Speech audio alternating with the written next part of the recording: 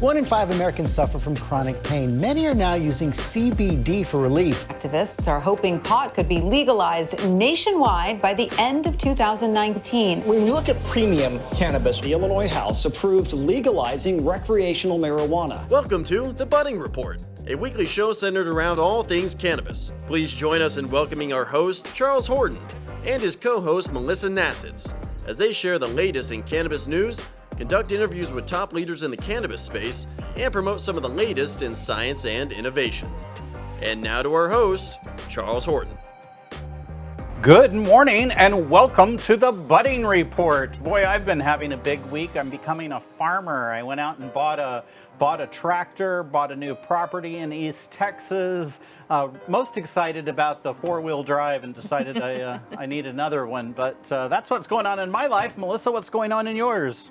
I'm sitting here and I'm trying to figure out what's different about you. I feel like I'm up here with a stranger, and it's like one of those things, do I say you look different? But then I think I've realized what it is. You shaved your beard. I did, so I'm like lazy. I have to wear, the mask to go to the barber, and so the barber won't shave or trim my beard, and I don't have a beard trimmer, and the one time I tried it, I just had to shave it all off because it looked so bad. So my strategy right now is to let it grow out until I can't stand it anymore, and then I shave it off.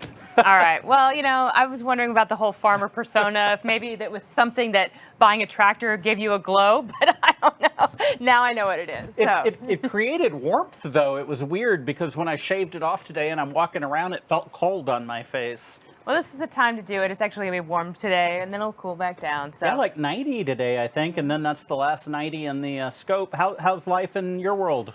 Life is good, I don't have really too many complaints. Had some little issues with my dog. I have an English bulldog, and he's had twice to the vet this week. But, I've been giving him some CBD oil, and he seems to be doing better for his leg with little pulled muscle. And are you using the CBD oil that's specifically meant for pets? Because some of that stuff they can be allergic to. Yes, I did get the little gummies for the dog. So good. It's like something from the vet. Anyway, so hopefully that'll help him out. So we'll see. I hope so. He's so precious. I hate seeing the big swollen eyes and everything. Well, he looks like he's already got a swollen face because he's a bulldog. So now he looks like somebody punched him in the oh God, in the that's eye. horrible. But anyway, well, hopefully he's doing better. Hopefully today the Benadryl, the swelling goes down, and it's nothing else. Yep. A spider bite. You said it could be a spider bite. They think it's probably that would be bad. I don't want a spider bite on my eyeball. Ugh, no. Either that, it looks like you've seen the Instagram of the dogs that get bit by bees or stung by bees. That's kind of what he looks like. He's just swollen. So. Well, I hope he gets better quick. Thank you. Chris, good to have you on. How are you doing? I'm doing great. Great to be on. Great to see y'all today. It threw me for a loop. I knew something was different about you, Charles, until you mentioned it was the beard. It's funny how when something changes about people, you can't quite pinpoint it sometimes, and then when they tell you, you're like, oh, that's exactly right. So I think it looks great.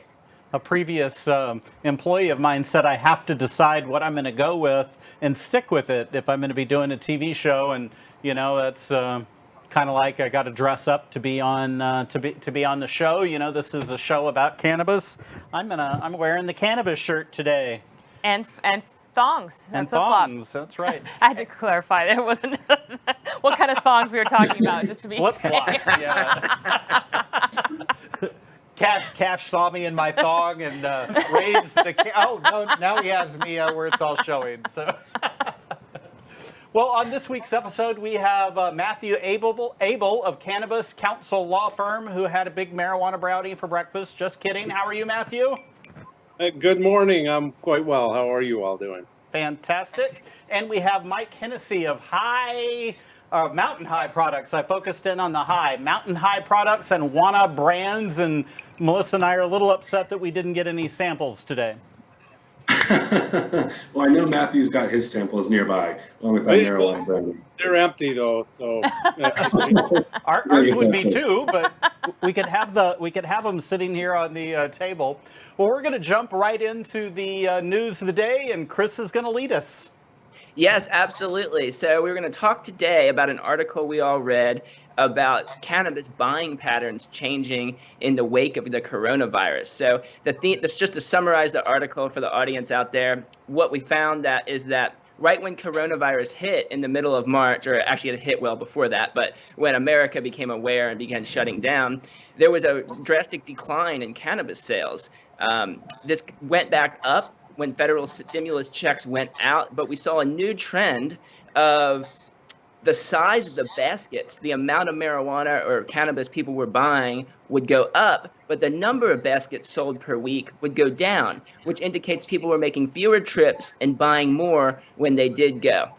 The other trend that's been noticed is lately there's been a decline in overall cannabis sales, and there's speculation of whether people's money is running out from some of these stimulus checks, hoping that another one would come in, and whether the economy is actually affecting it. And it's a really good, I have a master's degree in economics as well as a law degree, and this really hits my economics bone, where we used to discuss in economics school, what is the demand elasticity of cannabis? If the price goes up a lot, will it really affect the quantity demanded? If people's income, the income inelasticity of demand, if people's income goes down, will it really affect the quantity demanded? And what it's really showing here is that cannabis is quite inelastic. Not completely inelastic, because it does have some income effects. Income goes down and people are buying a little less, but it's much different than maybe the market for blueberries, where if blueberries went up tremendously, people would just substitute strawberries. There's not an effective substitute out there for cannabis, so people are still trying to buy as much, and safety concerns may be dictating to just buy more when they go in and try to go in a little less. Well, don't you think that it also could come into play that they're using it for self-medication? I mean, between anxiety of what's going on, being stuck at home. I mean, we've seen alcohol sales go, through the roof with everybody being quarantined and stuck at home, not going out as much. I think that could play into this a lot. And I think had the economy stayed up, we probably would have seen sales even increase exponentially, just because it is something to do at home. Absolutely, Melissa. I think that's a great point. If something is considered your medicine and you're using it to fight depression, fight ailments, then if you have less money, you're gonna spend less on something else. You're gonna choose to keep spending on that cannabis that's your medicine. Things like medicine, things like addictive substances like nicotine, they always are not affected as much by price changes and income changes. So I'm not that surprised, you're right, to see that if it's somebody's life-saving medicine, that they're gonna make cuts elsewhere in order to still be able to afford cannabis. How's sales going over at Mountain High and Wana Brands? It's been an interesting year for Wana. We saw a lot of these changes in buying patterns that started happening early on in the pandemic, with some of our largest sales weeks ever, followed by some much lower sales weeks. But really speaking to what you're seeing in the numbers, we've seen pretty substantial growth all summer. It's actually been a really good year for Wana.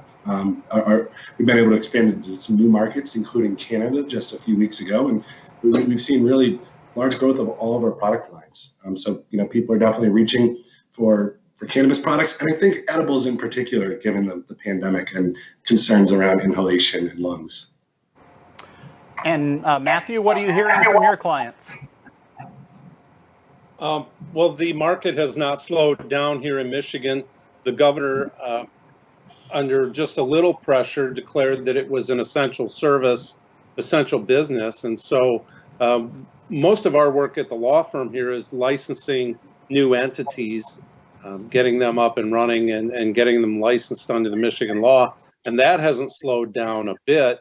We're only in our second year of legalization. So the infrastructure is still being built out. And by that, I mean, there's still growing facilities coming online, and there's still dispensaries coming online, but things have not slowed down.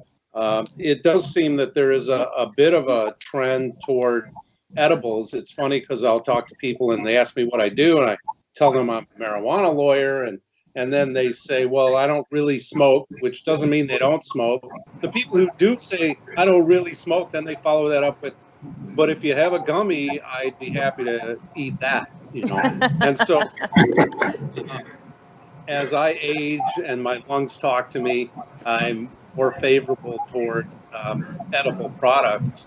In the beginning and before we had legalization, I stayed away from edible products because I'd been overdosed too many times, where I end up having a strong reaction to a product that I didn't really know how strong it was. And now with the advent of lab tested products, it's easy to titrate and to take a 5 or a 10 milligram or a 25 milligram dose where you know what it is and it's reliable. And so with that confidence, there's an increase in edibles because we know how strong they're going to be. So I really appreciate that. I think Willie Nelson stopped smoking and he's doing just edibles now, isn't he, Melissa? I believe so, and I think you hit it on the nail when you said about the actual dosing, and because we are getting more reports, so we know exactly what we're taking. Because unfortunately, with edibles, once it's ingested, you're on the ride regardless, right? So I think that's something that with the delayed reaction, knowing what you're getting exactly is very, very important. Speaking of the ride, the important thing about dosing is to read the dose that you're taking. I was in Oregon recently and got a gummy and popped it in and ate it, and about an hour later I'm on like quite the ride, and I picked the package up and it was 50 milligrams. So well, we're going to go off to a quick commercial break, and we'll be right back with Matthew Abel from the Cannabis Counsel law firm. Looking forward to it and finding out what else is going on in Michigan. We'll be right back. Hello. Here on my lunch run in the middle of the heat where I get my break really quick after training clients and leading some classes. I am taking my Simply Satisfy. It is 3 sprays, organic hemp. Next one is my Simply Start. You can take it twice a day or once a day. I already took one morning dose. I'm now taking my afternoon dose. One little yummy organic hemp. Check them out. Simply Generous. Helicopter. All right, time to go train and run down the hill. Bye-bye. Well, welcome back.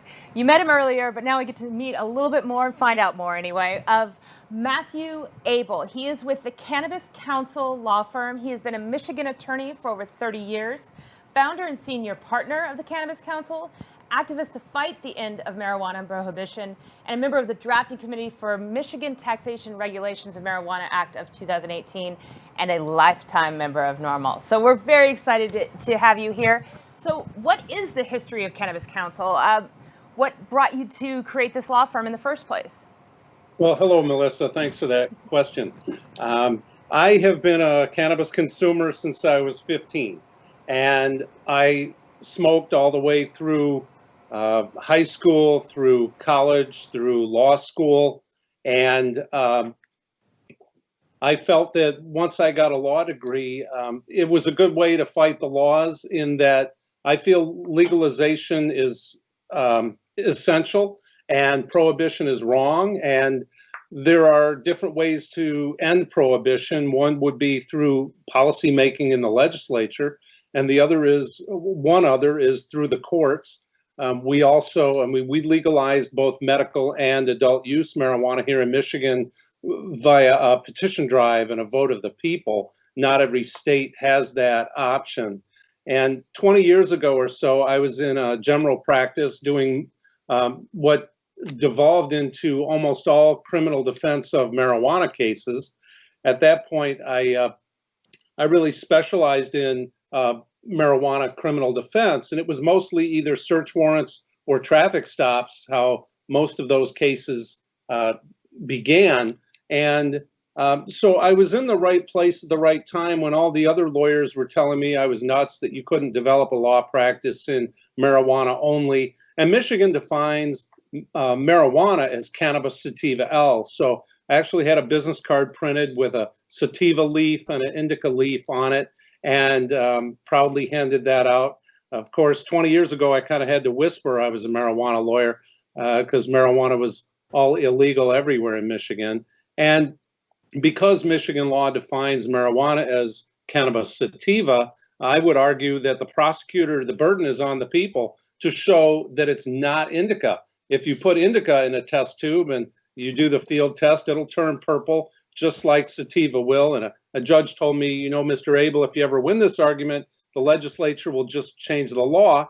And my response was, okay, that's their problem. I fight with the tools that I have, and that's a tool that I have. And so along comes the petition drive. I worked on in the year of 2000.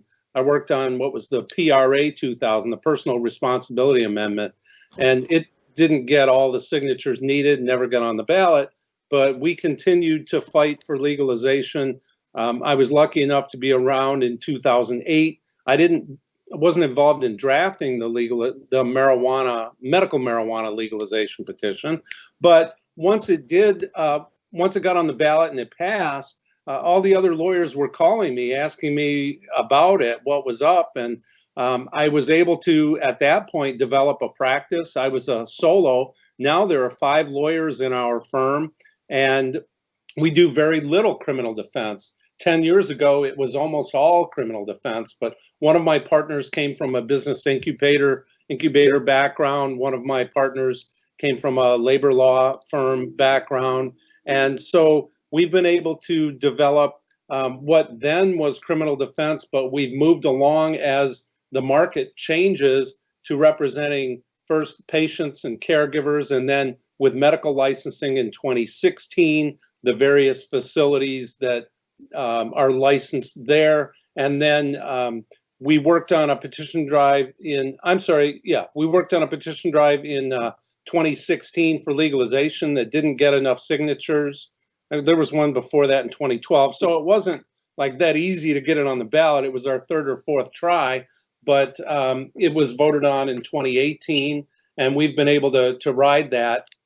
And as friends of mine lawyers in Colorado and California are specializing in this, I can somewhat see the future. It goes from criminal defense to law, and then to mergers and acquisitions and intellectual property, and then to litigation over mergers and acquisitions and intellectual property and real estate and all of that. And so I'm real happy in that the practice is quite diverse. It's different every day. We work with a lot of creative people who are not in trouble, and so I'm enjoying that. Well, we need you in Texas to help get it legal here. I studied a lot or went to a lot of seminars in California and learned about the licensing process, and you're having to sign a long-term lease, and you have a relatively low expectation of getting approved anyway. How is it different in Michigan? And more importantly, how can people that are wanting to get set up in Michigan or elsewhere set themselves up for success in getting a license with minimal risk exposure? Well, thanks for that question, Charles. I think it's important because the real estate is one of the critical points of this, that you can get your company pre-qualified is what it's called in Michigan, meaning that the company is clean enough to be eligible for a license. But the second part of it is applying for a particular license at a particular address. And you can only do that in a community that's opted in. And Michigan is extremely diverse in that there are 1,773 cities, towns, and villages, and each one can opt in if they like. You can only get a license in a community that's opted in. But once they do opt in, those properties that we call green zone that are eligible to locate a business under the applicable zoning laws, they go up 3 to 10 times in value. And so if you're lucky enough to already have control of one of those pieces of property, you're in good shape. I always counsel clients to buy twice as much as you need, and then when it goes green, you'll be able to flip the half that you don't need and pay for the part that you did buy. If you are lucky enough to be able to get in before the law changes.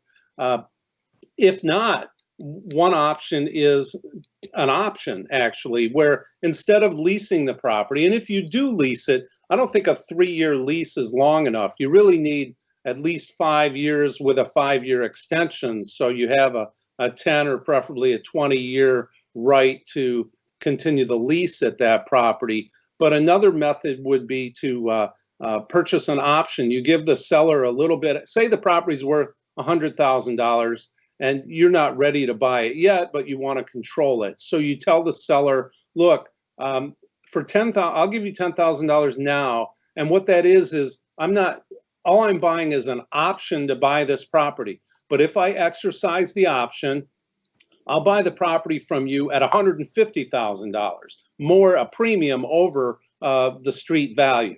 That might entice the seller to agree to do that. If I don't exercise the option, they keep the $10,000, and that's that. But if I do exercise the option, I have to pay them the price that I agreed. And so that's a way to hedge your bet and not pay the whole $100,000 today. You're going to pay $150,000 later, but it would be well worth it if you could get a license at that location. I tell everybody, if you can get a license, get one.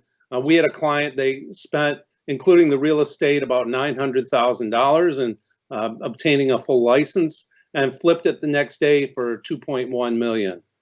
So there's that. I don't know how long that particular type of opportunity will continue, but I think we're going to have at least another 2 to 5 year run here in Michigan of licensing before everything, all the plant growing is built out to capacity. And we'll see the price drop. As you know, representative of NORML, the consumer organization, we're looking forward to the price drop because as a consumer, I want price, I want quality, I want availability. And so far, we have about 150 communities that have opted in to medical facilities and only about 50 communities that have opted into adult use recreational. But that's still, it only started licensing at the end of 2018. So there's still some room to grow here in Michigan, no pun intended. So Matt, it sounds like now might be a good time to open a cannabis business. And if so, what are some of the first steps? You mentioned the licensing, but what are the first steps in getting that to happen? Well, the first thing would be to determine who the owners of this entity are going to be. And then to file, generally it's an LLC. If it's a retail store, a dispensary, there you have the 280E tax problem and need to have an accountant who doesn't take allowances that aren't permitted because that can end up in outstanding tax liability. But for growers and processors, being able to write off cost of goods sold, there's very little fear that the tax is going to come back and bite them. And so generally, a client will form an LLC. They need to determine who the owners of the LLC are, whether there are different classes of membership. And once that entity is formed, there needs to be an operating agreement, which includes provisions such as buy-sell agreement. If someone dies, commits some offense that is harmful to the company, how does that person leave and how is their share distributed and valued? So that would be in a buy-sell agreement. And then once the entity is formed, the agreement is in place, the operations are set, then the entity files for pre-qualification, which really is a background check of the criminal history and financial history, just to assure that the company is clean enough, as I say, that someone doesn't have fraud in their background or anything like that. And we've had clients, the fatal mistake that people might make in something like that is that all arrests have to be disclosed. And we've had clients who sat at our conference table and said, you know, I got arrested in 1998 for open intox on my way to a football game. And you got to get drunk if you're going to a Lions game here, by the way. I mean, so you can't blame the person. But they said, well, it's minor. So, you know, it's so minor, I'm not even going to mention it. And that's really fatal because it's so minor. The state really doesn't care about some, even a drunk driving conviction from a few years ago. But what they do care about is someone's honesty and integrity. And you have to sign the document that it's full and complete. And so where someone is not forthcoming, that's a huge problem. We had a situation where there were, say, 10 partners in a company and everything was smooth until we found out that one jerk had failed to disclose a really minor arrest. And while the company, they kicked him out and the company eventually was qualified, it took an extra several months to do that. And so one partner really held up the rest of them and cost them a lot of money. But once the company is pre-qualified, which now is only, in the beginning, it was taking 6 months or longer. Now it's only about a month from when you filed it. Then you can't file phase 2. I'm sorry. Once you've been pre-qualified, that pre-qualification is good for 2 years in Michigan. So within those 2 years, the company then needs to find a location, file an application for an actual facility, and have it approved. Once you file phase 2, you need to be ready for a walkthrough within 60 days. And so it's difficult to do that if you're building ground up, but most people, at least in the beginning, are rehabilitating buildings. But there are some companies that are building ground up, especially after they have their first grow license. You can stack the large licenses, meaning put multiple licenses on a piece of property. And so, again, the most difficult thing is finding a location in a municipality which has opted in that's a reasonable fee. Well, Matthew, thank you for joining us again. We need you to come to Texas and change the laws here. And then Melissa, Chris, and we need to get together and buy up some of all these strip centers that are sitting there empty and, gamble that it's going to be legal here and we can rent out or do our own stores in them. Well, we're going to be right back after this commercial break. Matthew, thank you for joining us. Remember, you can go on our website to find out information on any of our guests at thebuddingreport.com. Find out what's going on, get on our email list, get special news and offers and all that kind of stuff. And again, we'll be right back after this short message. Coming to you after our hike that we finished. Buster exercises 3 miles. Today is a recovery day because he did 8-mile hike over the weekend, broken up into 2. But what I want to share with you is this company here called Simple Changes. I learned about them and I absolutely love the concept. It's wellness, community, and organization. So as you can see here, I love the wrapping. I love purple, and it comes with 3 products. So I've been trying them out. First, it's the hemp oil spray. Then it's the hemp oil dropper and the hemp oil ball. So I'll be trying all of these out. I've been exploring them, exploring ingredients. I met with the team on Zoom. Really, really, really neat product. And I love the fact that they also want to incorporate healthy practices. So they come with a little journal and something about Simple Success Guide. So, Simple Changes. Well, now we get to welcome Michael Hennesy. He is with Mountain High Products and Wana Brands. So he has a bachelor's degree in environmental science and technology from the University of Maryland. He completed his master's program for Cannabis Science and Therapeutics at the University of Maryland School of Pharmacy. As a member of Students for Sensible Drug Policy, American Chemical Society, and a certified rescue diver, Eagle Scout, and outdoorsman, we're very excited to have him here. So Michael, tell me, what is innovation in the cannabis space looking like right now? Hi, Melissa. Well, thank you so much. So the cannabis space is, I think, still in its infancy. We're really just scratching the surface of what innovation means. In the early days of this, we're all about taking a crude extract from cannabis plant and putting it in edible and making it taste as good as you could, right? And that's really where we started to focus in and innovating on the gummies, finding a product form that people really enjoyed. We went with something that was vegan, made with pectin, all natural ingredients. We actually tried 30 different kinds of pectin to hone in on the exact right kind for the perfect texture and consistency. And so now we've got these terrific, great tasting gummies. We're expanding across the country. We're in 9 states plus Canada now. So what is the next step in innovation? We've got these great tasting edibles, right? And the key there is actually to start focusing in on the cannabis ingredient itself and innovating with what you're putting into that. It's not just a crude extract anymore. We're working with growers on their genetics. We're looking at how it's grown indoors and out and what the light sources are going to be for that. And then how we're extracting that and actually infusing it into our products. We're looking into other minor cannabinoids and terpenes. And I think what we're going to see as innovation is an expanding of all these beneficial compounds in the plant beyond THC. They're going to start working their way into products in a very thoughtful, precise way. So we've had several chefs on, and one of the common things that they say when it comes to cooking with cannabis is that they really hate brownies and they hate they hate gummies. They basically hate sugar being taken and put in with the plant. What is Wana doing specifically in innovation?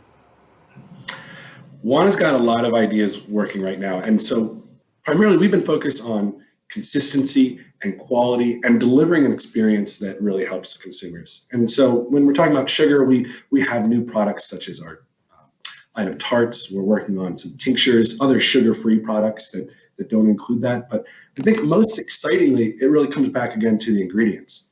So it's one of the things that we're doing now is infusing terpenes consistently. We have a proprietary blend of sativa, indica, and hybrid terpenes that directly mimic exactly what is found in sativa plants, hybrid plants, and indica plants. And then we're reintroducing it at the same level every time in all of our states. This means that when you buy a sativa product in Michigan, like Matthew would, or you buy one here in Colorado, and hopefully one day there in Texas, it's going to be the same product. And that consistency is so important when you're talking about things like edibles and the way that you feel. And the other really exciting thing is we all know about the long delayed onset and eating too many edibles. We've started to solve that problem by increasing the bioavailability of the cannabinoids. So cannabinoids are oils in our body as water. This means that they're not very well absorbed into our body when you eat them. And that's what takes that long delayed onset and makes it so hard to dose with them. What we're doing is we're actually encapsulating cannabinoids in little tiny nano-sized shells that are water soluble on the outside and oil soluble on the inside. These act like little Trojan horses or carriers of the cannabinoids right into our bloodstream. So they can take effect in 5 to 15 minutes, and you don't have that long waiting period to feel the experience. And you end up with something that feels a lot more like an inhaled cannabis high than an edibles high. This is just great for new consumers, great use cases where you don't want to be on the couch all night. It really expands the use cases for edibles. And I think continuing to innovate along that is going to be the future. Mike, what does the future of innovation in cannabis hold? Absolutely. So it's really focusing in on the ingredients itself, the bioavailability of these ingredients, and starting to tailor the cannabis experience to what people are looking for. I always say that there's very few consumers out there that are trying to get as high as possible. And the black market over the past few decades has meant that plants were grown indoors and bred for the highest THC possible. What I think we're going to see is a lot more unique and creative ways of working with genetics to have different kinds of plants that grow more CBG, which is actually the parent cannabinoid that makes all other cannabinoids. We're going to see more CBN, which is a degradation product of THC. There's also CBC and THCV. There are these other compounds that haven't been expressed in most current genetics. We're going to see growers focusing in on how to isolate more of these and actually get them into products, because cannabis is so much more than just THC, right? It has many other compounds that could each have their own individual effects. And the other side of the equation is not just the plant, but better understanding our own body's endocannabinoid systems. This is something that's somewhat relatively new to science, and most doctors, most medical schools are still not teaching very much about the endocannabinoid system.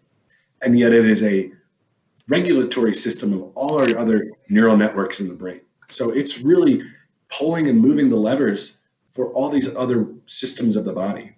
And the more we understand that, the more we can tweak and tone and hone in on how to best support our endocannabinoid systems and result in the best quality of homeostasis, helping with things like pain, sleep, emotions, and et cetera. Wow. So you mentioned something that triggered me, and I want to come to it. But first of all, I have to say thank you. As a type 1 diabetic, I can't touch gummies. It's one of these things, just the added sugar, I don't like to put it in my body. So hearing that you're working on other options, that you're working on sugar-free options, is a lovely thing to hear. And it's not just as a diabetic, but as an American, anytime we get our sugars down, I think that's a good one. But you mentioned something in your previous statement about bioavailability. What do you mean exactly by that, and why is that important? That's a really good question. And bioavailability at its core basically just means how much of a drug gets into your bloodstream. So when you take a drug, not all of it ends up in your blood. A lot of it's eliminated through digestion. It can be eliminated in metabolism by the liver, and it's a measurement of how much gets into your body. Bioavailability is important because when you have a very low bioavailability of a drug, it means, for one, you're wasting most of it, and cannabis is not cheap. So when we're buying this and eating it in edibles and a lot of it's being degraded, that's actually wasted medicine. It also plays into the consistency of it and how our bodies react to it. So products that are very low in bioavailability are actually really variable in between individual to individual. It's why edibles can feel so different for so many different people. As we increase the bioavailability of it, we increase the effectiveness of it, we increase the consistency of it. It's more easy, it can be more easily dosed and utilized by a patient. So it's really just improving the quality of products. And I think that's something that's very important with cannabis products. So that's why when you take vitamins, sometimes your urine turns bright yellow. Is that what I'm taking from that? Yes, you got it. Okay, yeah, we don't like to waste that expensive stuff. Well, we are running out of time, but I definitely want to check out some Wana Brands when I'm in different states. Off the top of your head, what states are you in, and is Nevada one of them? We're coming to Nevada soon. So we are in 9 states right now, including a lot of the major markets: Oregon, California, Michigan, Colorado. Just recently launched in Maryland. And if you ever find yourself north of the border, we are available in Canada. That is good to hear. I'm looking out for I'm going to eat your gummies, even though I probably shouldn't, but I'm also looking out for your new innovative products too. Well, thank you, Mike, for joining us. Again, viewers, please check out thebuddingreport.com. All of our guests would love to hear from you, so you can get their contact information on our website, thebuddingreport.com.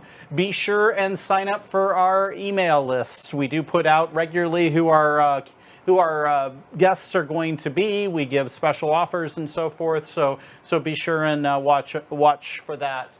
Next week on the Budding Report, we have Charles Webb, chef on tour. I just love these chefs being on the show, except that we get to not sample the products, dang it. And then we have Emma Chasen, a cannabis educator and consultant. So looking forward to the next show. We'll see you next week. Thank you and have a great day.